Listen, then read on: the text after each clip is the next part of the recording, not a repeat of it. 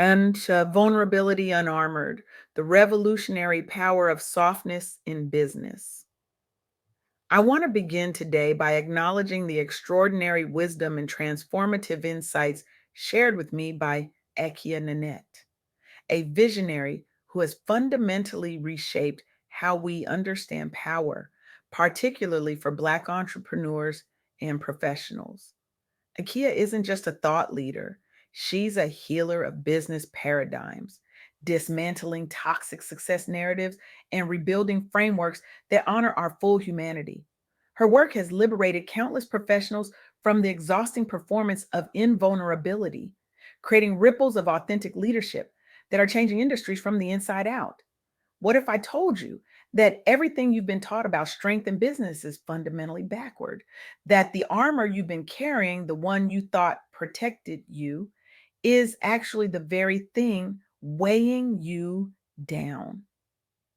This is the revolutionary truth that stopped me in my tracks during my conversation with Akia.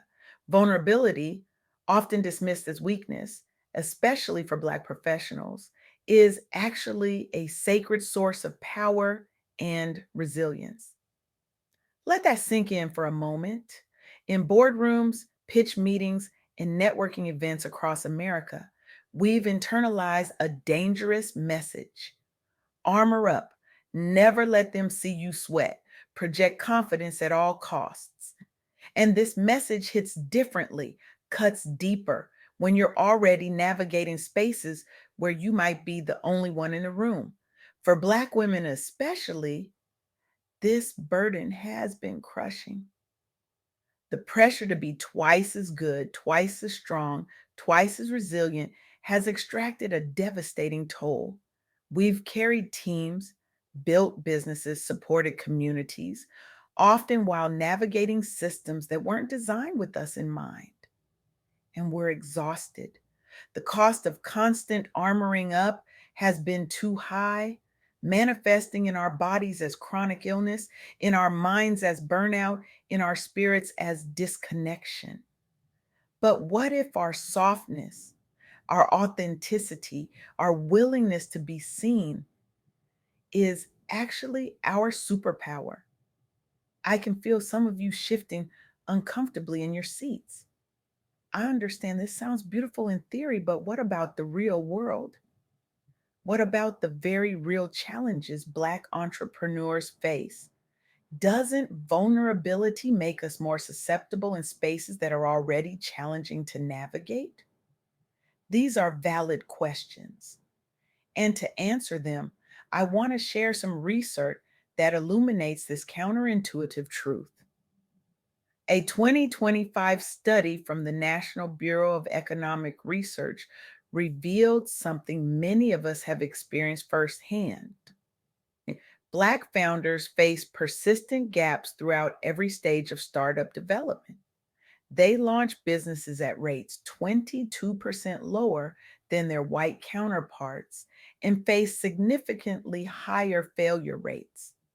The challenges are systemic difficulty accessing venture capital, underrepresentation among investors, higher business closure rates due to lack of resources. But here's where it gets fascinating. When researchers looked at the Black entrepreneurs who succeeded against these odds, they discovered something powerful. These founders weren't the ones who isolated themselves behind a facade of invulnerability. They were the ones who built resilient ecosystems around their ventures. They leveraged collective networks like Black angel groups. They sought alternative funding sources like crowdfunding. They built strategic partnerships within their communities. In other words, they succeeded not by pretending to have all the answers, but by embracing connection, collaboration, and community.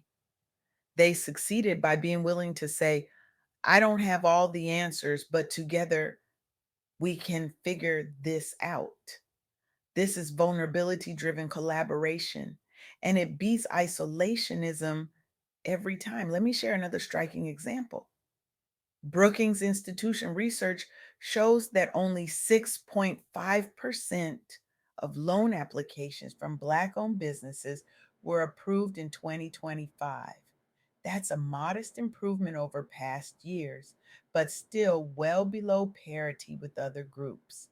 The reasons are complex: credit score disparities tied to historic wealth gaps, discouragement leading many not to even apply for needed funding.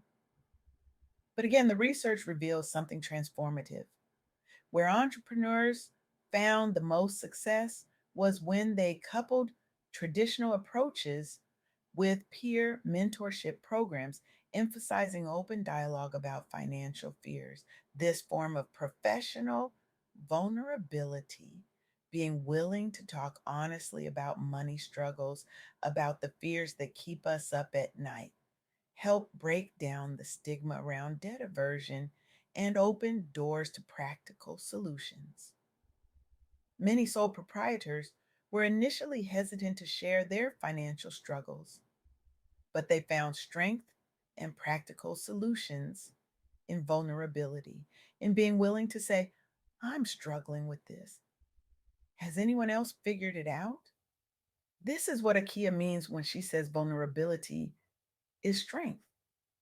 It's not about emotional exposure for its own sake. It's about the connections, insights, and opportunities that become possible when we drop the armor and engage authentically. And this principle extends beyond entrepreneurship.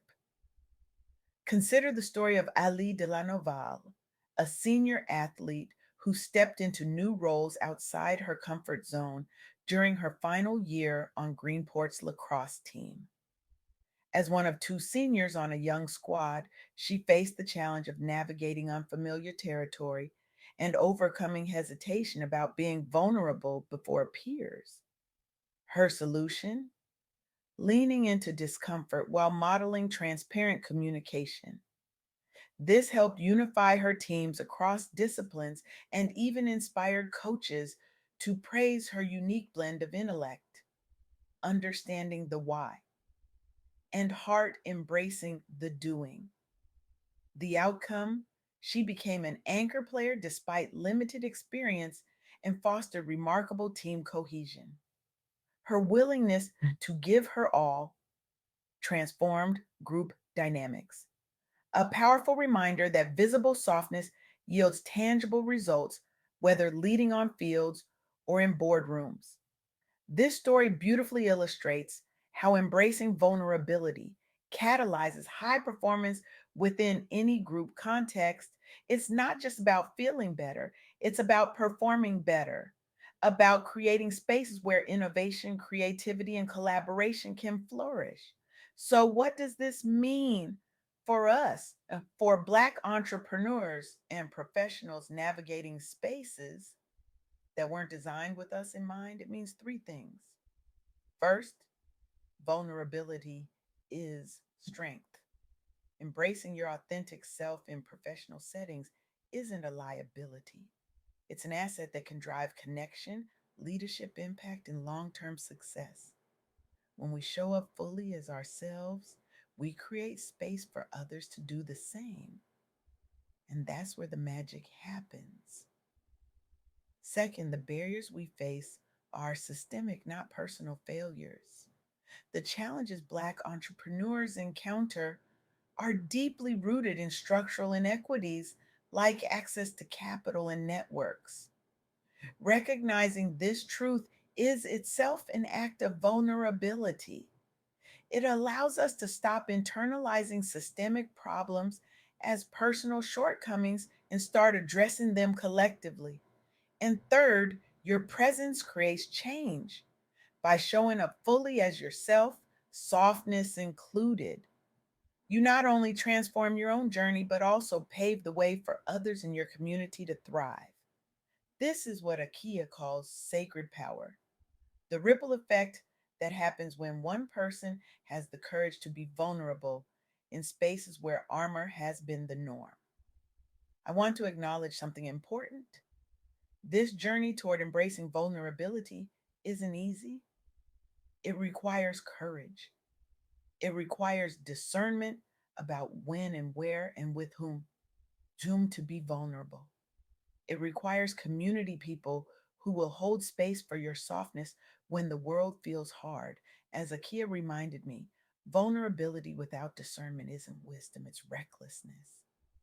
The goal isn't to be vulnerable everywhere all the time. It's to be intentional about creating spaces where vulnerability can be a source of strength rather than a point of exploitation. For Black women, especially, who've been carrying the Superwoman cape for generations, this journey requires unlearning deeply ingrained survival mechanisms. It requires permission to, to rest, to say no, to prioritize ourselves. It requires faith that softness isn't weakness, it's a radical act of self love. In the words of Audre Lorde, caring for myself is not self indulgence, it is self preservation, and that is an act of political warfare.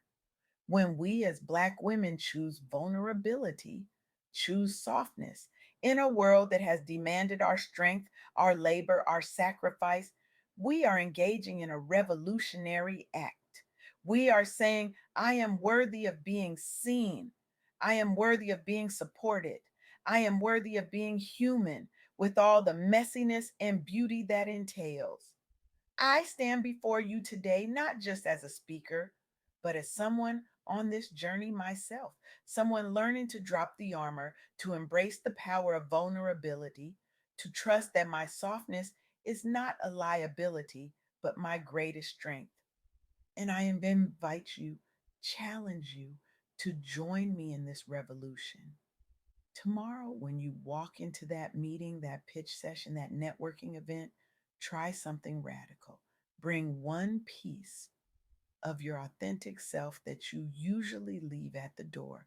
Share one truth you typically hide behind competence. Ask for help in one area where you've been struggling alone. Start small, start where it feels safe, but start. Because the world doesn't need more armored leaders. It needs more whole humans willing to lead from a place of authenticity. It needs you, not the polished, perfect version you think others want to see, but the real you with all your brilliance and all your humanity. This is how we transform not just our own journeys, but our companies, our communities, and ultimately our world. This is the revolutionary power of vulnerability. And it begins with a single courageous choice to put down the armor and allow yourself to be seen. Thank you